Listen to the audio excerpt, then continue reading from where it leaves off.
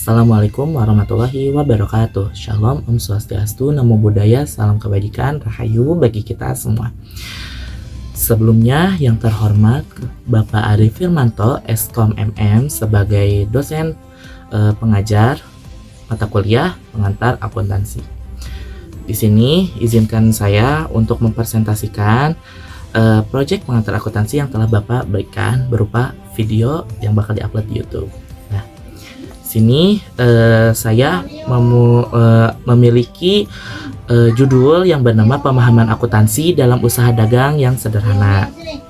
Nah, lanjut di sini ada pendahuluan. Saya akan membacakan dulu terlebih dahulu ya pendahuluan saya, dan nanti ada beserta penjelasannya ya sedikit. Akuntansi adalah salah satu ilmu yang berperan penting dalam aktivitas ekonomi, baik untuk usaha besar seperti pabrik maupun untuk usaha kecil seperti bisnis rumahan. Setiap kegiatan ekonomi yang melibatkan transaksi keuangan memerlukan pencatatan agar dapat terukur, terpantau, dan dievaluasi secara teratur. Dengan adanya akuntansi, para pelaku usaha bisa memahami situasi keuangan, kinerja usaha, dan alur kas masuk dan keluar dengan lebih jelas dan terukur. Seperti itu.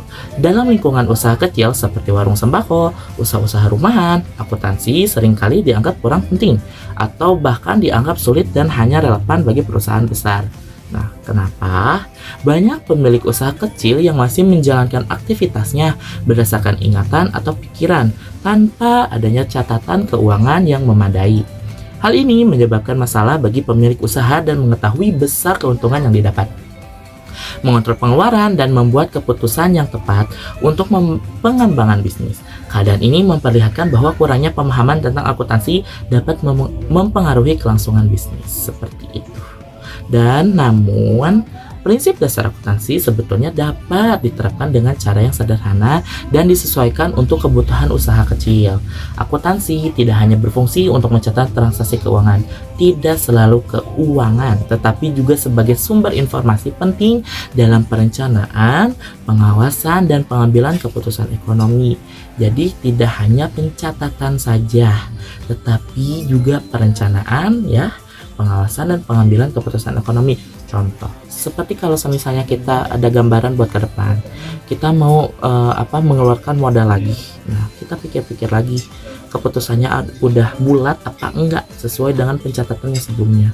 Misal kalau misalnya kita membutuhkan cabang lagi gitu, atau kita membutuhkan reseller gitu kan. Kalau misalnya produk kita laku dan para konsumen pada minta, kita ngeluarin modal lagi buat ngeproduksi, dan kita juga ngeluarin lagi modal kayak buat nambah lagi gitu. Nah, itu cocok ya. Jadi kita lihat nih, kita baca situasi bisnis gitu ya. Tapi kalau misalnya kan kayak kalau misalnya tidak ada seperti kayak ya udahlah, aku nggak dicatat, tapi ya udah lumayan ya kita tambah-tambah, nggak kayak gitu. Jadi semuanya juga harus ada perkiraan yang tentang keputusan lah. Pokoknya ada keputusan yang bagus gitu. Kalau tanpa adanya keputusan dan juga ada gambaran, ya susah dong kita mau lanjut dan tindakannya seperti apa begitu. Oke, lanjut. Oleh karena itu, esai karya tulis saya ini disusun untuk menjelaskan pemahaman penulis tentang akuntansi dengan bahasa yang mudah dipahami, namun tetap sesuai dengan prinsip akademik. Fokus pembahasan dalam tulisan ini adalah pada konsep dasar akuntansi, siklus akuntansi pada bisnis dagang. Nah, jadi kita bahas buat yang bisnis kecil ya, serta fungsi laporan keuangan dalam mendukung pengambilan keputusan. Untuk membantu pemahaman, penulis menyertakan contoh dari bisnis sederhana, yaitu toko bahan pokok yang sering ditemui dalam kehidupan sehari-hari. Diharapkan dengan pembahasan ini, pembaca dapat mengerti pentingnya akuntansi dan menyadari bahwa akuntansi merupakan alat yang berguna bagi semua jenis usaha, termasuk usaha kecil. Tuh ya, ini bakal bermanfaat banget buat yang kayak mau memulai usaha kecil-kecilan terlebih dahulu ya. Di sini ada bagian segmen pengertian akuntansi menurut pribadi. Ya kurang lebih sama ya, kita skip aja. Oke, langsung konsep dasar akuntansi. Nah, konsep yang paling dasar di dalam akuntansi, dan anak akuntansi pasti tahu dong. Nah, kita kupas pelan-pelan ya. Konsep yang paling dasar itu adalah aset sama dengan liabilitas ditambah ekuitas. Nah, Persamaan ini menjelaskan bahwa semua sumber daya ekonomi atau aset. Nah, aset itu adalah sumber daya ekonomi, atau kalau bahasa sederhananya, aset itu yang namanya aset milik kita. Tuh, nah, milik mau yang buka usaha itu aset yang dimiliki oleh suatu bisnis berasal dari dua sumber utama, yaitu kewajiban kepada orang lain. Nah, ini liabilitas, kewajiban. Liabilitas itu artinya kewajiban, dan hak pemilik bisnis, ekuitas. Nah, ekuitas adalah hak. Pokoknya aset adalah sumber daya, liabilitas adalah kewajiban, dan ekuitas adalah hak. Maksudnya gimana sih? Lanjutin dulu ya. Setiap transaksi keuangan yang terjadi akan selalu mempengaruhi paling sedikit dua elemen dalam persamaan tersebut, sehingga keseimbangan persamaan tetap terjaga. Jadi gini, aset adalah barang, atau aset tuh kayak contohnya kayak aset tanah, terus apalagi aset benda berharga. Nah, itu maksudnya aset. Kalau liabilitas atau kewajiban adalah kewajiban kita. Contoh kalau di rumah tangga ya, kewajiban kita untuk membayar listrik. Karena kalau misalnya kita tidak membayar listrik, dicabut, gak bakal ada nyala dong lampu gitu. Dan kalau misalnya kayak kewajiban kita untuk membeli kuota, nah gitu. Tanpa kuota, kita kalau keluar gimana? Kan sekarang serba internet tuh. Kalau misalnya tanpa kuota, ya kita mau gimana? Masa ke teman dong tethering? Nggak mungkin ya. Tetap harus ada beli kuota gitu. Itu sebagai kewajiban. Contohnya ya, kalau di kehidupan nyata, bukan di akuntansi, tapi masuklah ya, pokoknya yang penting paham dulu. Dan ekuitas, hak pemilik bisnis, atau hak dulu deh, hak seperti apa hak kita gitu ya. Hak mendapatkan uang karena hasil kerja keras gitu. Contohnya seperti itu ya. Nah, aset mencakup semua sumber daya ekonomi yang dimiliki atau dikuasai oleh suatu bisnis dan diharapkan dapat memberikan manfaat di kemudian hari, begitu. Jadi aset kita itu, kita kalau buka bisnis ya, kita harus bisa menjadi sebuah manfaat, begitu. Ya, lanjut. Dalam konteks usaha warung sembako, nah di sini saya akan mengambil contohnya warung sembako ya. Aset dapat berupa uang tunai yang tersedia, stok barang dagangan seperti beras, minyak goreng, dan gula, serta peralatan usaha seperti etalase, timbangan, rak, bangunan, ya seperti itu. Itu merupakan aset. Manajemen aset yang efisien sangat krusial karena aset adalah alat utama dalam menjalankan operasional sehari-hari. Begitu. Aset ya, teman-teman ya. Lanjut. Liabilitas merujuk pada kewajiban yang dimiliki suatu usaha kepada pihak lain yang muncul akibat transaksi di masa lalu dan harus dipenuhi di masa depan. Nah, bingung kan? Nih, ada contohnya.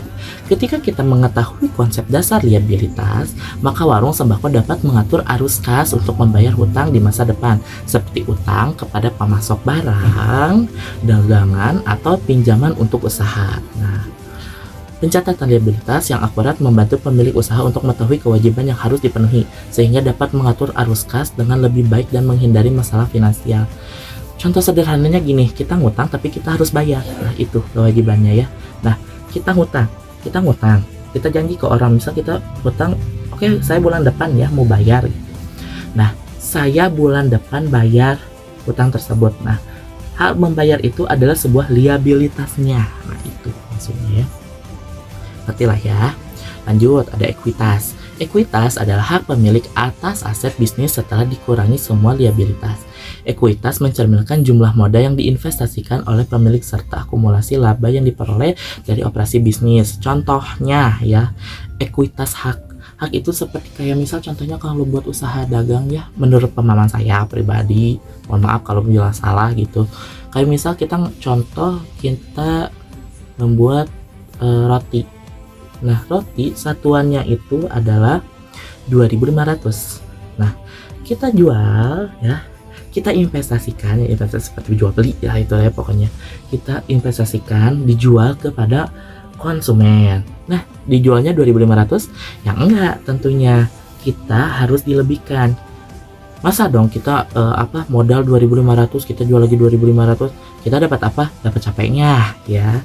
Tapi kita jualnya agak dinaikin harga, misal mau 3.000 atau 3.500. Nah, berarti selisihnya berarti kan tadi modal awalnya satu roti itu harganya 2.500. Nah, tapi kita jual misal 3.000. Nah, ini hitungan satuannya ya.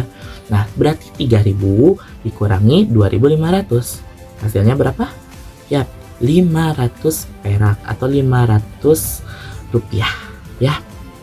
Nah, itu yang dinamakan adalah hak atau ekuitas kita sebagai penjual atau pembisnis, seperti itu ya.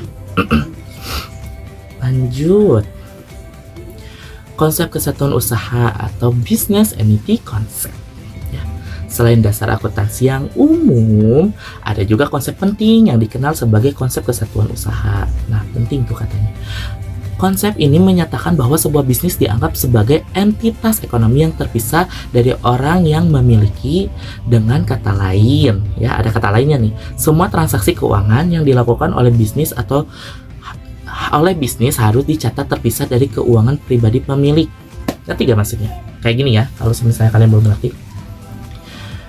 Ini di dompet, misal di kantong kita ada uang 200.000. Kita jualan, kita di kampus misal jualan yang tadi aja ya, roti misalnya, atau warung sembako atau apalah gitu. Nah, uang pribadi kita, uang jajan kita, sama uang hasil penjualan beli usaha kita itu harus dipisah, jangan disatuin. Kenapa harus dipisah? Karena kalau misalnya kita tidak dipisah, bingung. Satu, secara sederhananya uang pribadi kita berapa? Misalkan tadi 200 ya, tapi di sini misal ada 1.765.000. Bingung kan? Perasaan uang tuh sekian tapi aku lupa. Nah, bingung. Dua, dalam pencatatan juga pasti bingung gitu. Nanti kalian kalau misalnya usaha, kalian terus kan pasti barang habis dong. Kalau misalnya terjual, kalian mau restock atau kalian mau beli lagi barang, mau ngeluarin lagi uang hasil penjualan. Nah, kalau misalnya kalian disatuin, lah ini uangnya kayak gimana? Ini banyak amat, ini uang dari mana? Kan bingung. Nah, itu dari sisi pencatatan akuntansi juga pasti bingung. Dari pencatatan misal persekian, buktinya misal di catatan hasilnya 1.573 misal ya, di luar konteks lah ya, di luar konteks yang 200.000 tadi jajan. Tetapi di dompet kita yang disatuin itu ada 2 juta. Bingung nggak tuh? Lanjut ya. Pada usaha kecil seperti warung sembako, seringkali penerapan konsep kesatuan usaha kurang diperhatikan. Dengerin. Banyak pemilik yang mencampurkan pengeluaran pribadi seperti biaya rumah tangga dengan biaya usaha mereka. Namun, pemisahan antara keuangan ini sangatlah penting agar laporan keuangan usaha dapat menggambarkan keadaan yang sesungguhnya dengan menerapkan konsep kesatuan usaha. Pemilik warung sembako bisa mendapatkan gambaran yang lebih jelas mengenai kinerja usaha mereka dan menghindari kesalahan dalam menghitung laba dan rugi. Ya, seperti itu dari segi penjelasannya. Tadi sama aku udah dikasih contohnya ya, pokoknya kayak gitulah. Oke? Ngerti dong? Masa nggak ngerti? Lanjut, konsep periode akuntansi. Konsep dasar dalam akuntansi selanjutnya adalah periode akuntansi, yang merupakan pembagian waktu tertentu yang digunakan untuk menilai dan melaporkan kinerja finansial suatu usaha periode. Nah, periode akuntansi bisa berupa sebulan, 1 kuartal, atau setahun, tergantung pada kebutuhan usaha tersebut. Ya, begitu. Dengan adanya periode akuntansi, pemilik bisnis dapat menilai perkembangan usaha secara rutin dan membandingkan performa finansial dari satu periode ke periode berikutnya. Dalam konteks usaha warung sembako, penerapan periode akuntansi memungkinkan pemilik untuk mengetahui hasil usaha dalam rentan waktu yang ditentukan. Nah, misal keuntungan yang didapat dalam sebulan atau setahun. Informasi ini sangat berguna sebagai dasar untuk merencanakan usaha, mengatur pengeluaran, serta menetapkan langkah-langkah perbaikan di masa depan. Contoh yang nyata, ya. Contoh nyata lah dari aku gitu ya. Awalnya aku pas waktu begitu tidak mengerti tentang pencatatan ini. Aku kan emang fashion saya berjualan, berbisnis emang dari dulu gitu. Nah, emang kebiasaan kayak ya udahlah disatuin gitu. Nah, kadang bingung, ini uang modalnya gimana? Ini kita pendapatannya laba berapa ya? Nah, gitu. Kadang bingung. Tapi udah adanya ini dan udah tahu pengerti ilmu-ilmunya. Sebelum kuliah juga sih udah belajar ya sedikit-sedikit gitu ya. Tapi sekarang kan udah tahu ya inti-intinya gitu. Nah, kita jadi tahu bisa dipisahkan. Oh, ternyata dari dagang ini, misal saya selama 1 tahun dapat penghasilannya persekian, atau jangan 1 tahun deh, 1 bulan ini mendapatkannya sekian gitu. Wah, alhamdulillah ya banyak begitu. Ya gitulah ya keuntungannya, kalian bisa mengetahui konsep dasarnya. Oke. Di sini lanjut ada konsep tambahan dalam akuntansi. Selain konsep-konsep yang sudah disebutkan dalam dipaparkan yang tadi ya banyak, akuntansi juga memiliki prinsip kesinambungan usaha yang menganggap bahwa bisnis akan terus berjalan tanpa batas waktu tertentu. Prinsip ini sangat penting untuk penilaian aset serta penyusunan laporan keuangan. Selain itu, ada juga prinsip objektivitas yang menekankan bahwa pencatatan transaksi seharusnya didasarkan pada bukti yang dapat dipertanggungjawabkan seperti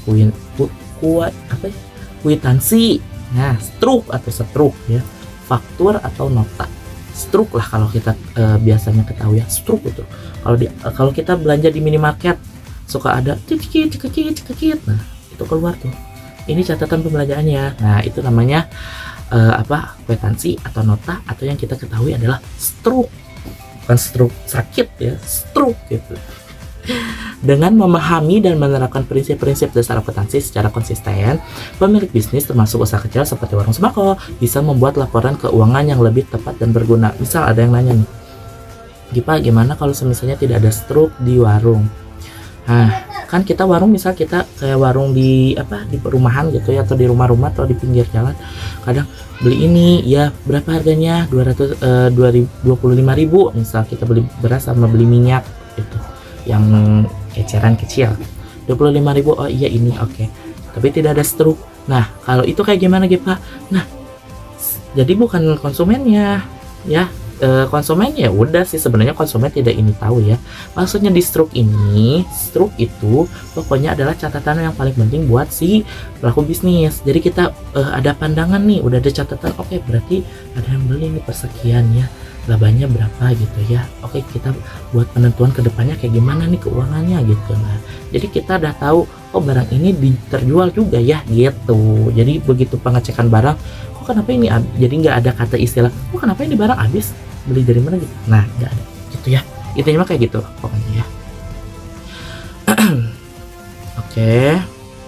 Lanjut, dengan memahami dan penerapan prinsip dasar akuntansi secara konsisten, pemilik bisnis termasuk usaha kecil seperti warung sembako bisa membuat laporan keuangan yang lebih tepat dan berguna. Prinsip-prinsip dasar ini menjadi landasan penting dalam membangun sistem akuntansi yang sederhana namun efisien untuk mendukung manajemen dan pengambilan keputusan bisnis. Seperti itu ya, tadi udah dijelaskan ya. Sebelumnya maaf banget kalau misalnya saya hanya bisa menjelaskan seperti contoh karena lebih enak pakai contoh, betul gak? Nah, biar yang nonton juga ngerti gitu. Lanjut ya. Ada siklus akuntansi pada usaha dagang. Siklus akuntansi merupakan serangkaian langkah tahapan yang diikuti untuk menghasilkan laporan keuangan.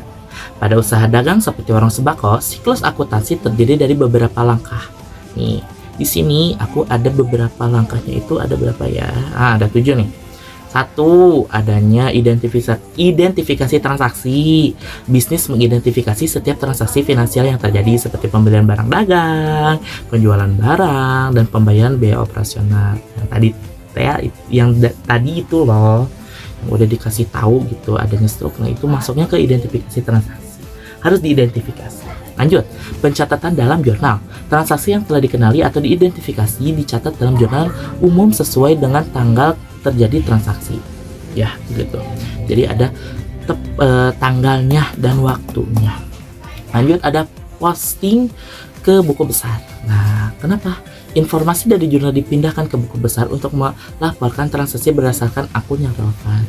Jadi diposting ke buku besar ini relevan nggak? Langsung ada keempat, penyusunan neraca saldo. Untuk neraca saldo dibuat untuk memastikan keseimbangan antara total debit dan total kredit.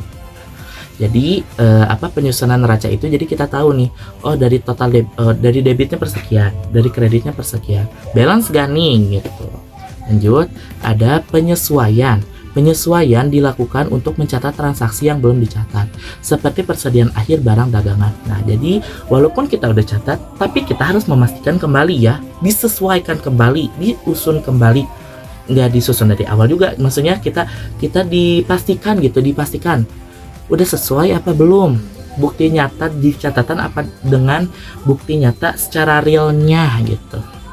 Lanjut, penyusunan laporan keuangan. Laporan keuangan disusun berdasarkan data yang telah disesuaikan sebelumnya. Gitu. Dan ada penutup akun terakhir. Akun pendapatan dan biaya ditutup pada akhir periode untuk memulai periode yang baru. Biasanya penutup akun ada di bulan Desember, akhir bulan, akhir tahun. Nah, jadi kita tahun baru ada buku baru, akun baru.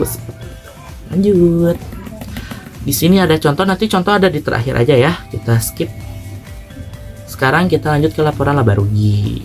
Kita pengertian dulu aja ya awal. Laporan laba rugi adalah laporan data keuangan yang menyampaikan data tentang pendapatan dan pengeluaran usaha dalam suatu periode tertentu. Tujuannya utama dari laporan ini adalah untuk mengetahui apakah bisnis menghasilkan keuntungan atau mengalami kerugian. Gitu. Jadi ada laporannya, bikin laporannya gitu.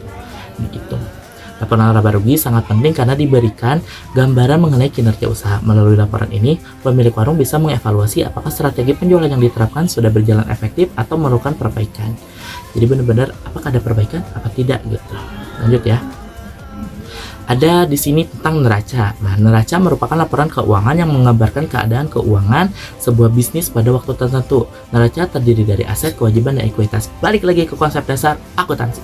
Dalam bisnis warung sembako, aset dapat meliputi uang tunai, stok barang, dan peralatan. Apabila usaha memiliki utang kepada pemasok, hal itu akan dicatat sebagai kewajiban. Ekuitas mencerminkan sisa modal pemilik setelah dikurangi dengan kewajiban. Seperti ini. Melalui neraca, pemilik bisnis dapat memahami pemilik bisnis dapat memahami kekuatan finansial usahanya dan kemampuan untuk memenuhi kewajiban jangka pendek. Lanjut, ada peran laporan keuangan dalam pengambilan keputusan. Ya. Laporan keuangan memegang peranan yang sangat penting dalam proses pengambilan keputusan bisnis.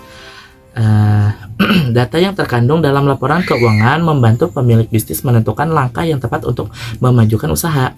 Sebagai ilustrasi, laporan laba rugi dapat dimanfaatkan untuk mengevaluasi apakah bisnis itu pantas untuk diperluas. Neraca bisa digunakan untuk menilai kapasitas bisnis dalam menambah stok atau meminjam uang. Begitu sebagai peran laporan keuangannya.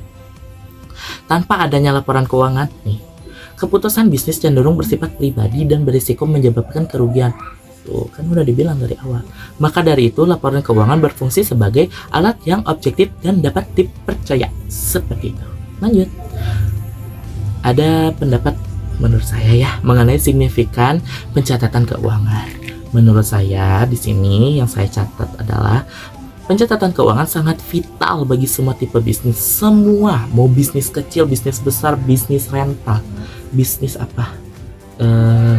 bisnis dagang, bisnis HP bekas, bisnis motor bekas, ya jual beli motor bekas, bisnis jual beli mobil, semua pokoknya bisnis yang namanya bisnis ya. Pokoknya mah ini adalah keuangan vital ya, sangat vital sekali, sangat sensitif pokoknya.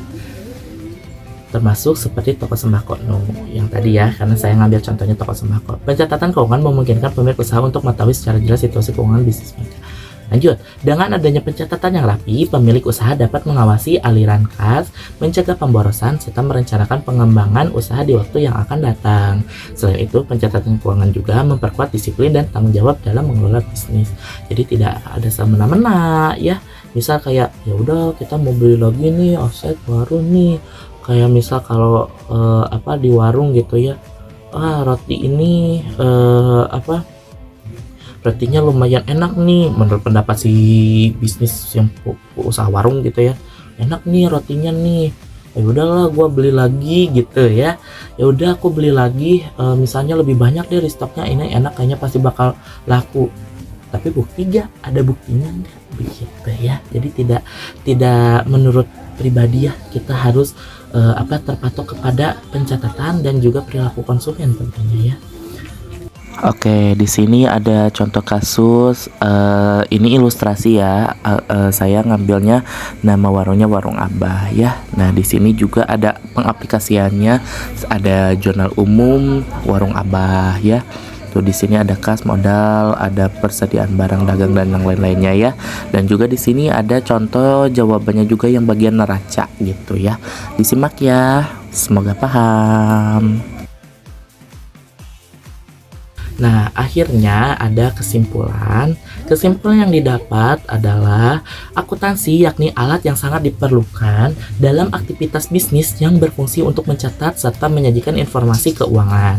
Dengan memahami konsep dasar dan siklus akuntansi, pemilik bisnis bisa menyusun laporan keuangan yang bermanfaat untuk pengambilan keputusan.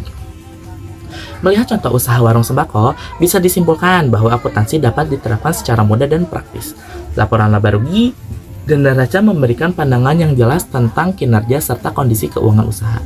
Oleh karena itu, pengetahuan akuntansi sangat penting untuk mendukung kelangsungan usaha. Nah, seperti itu kesimpulan yang saya dapat, dan alhamdulillah kita sudah di akhir acara atau di akhir segmen video presentasi saya kali ini. Saya mohon maaf ya sebelumnya kalau misalnya di video ini kurang rapi, kurang presisi, kurang bagus, karena ini udah karena ini tidak ada lagi tempat yang efisien saya ya.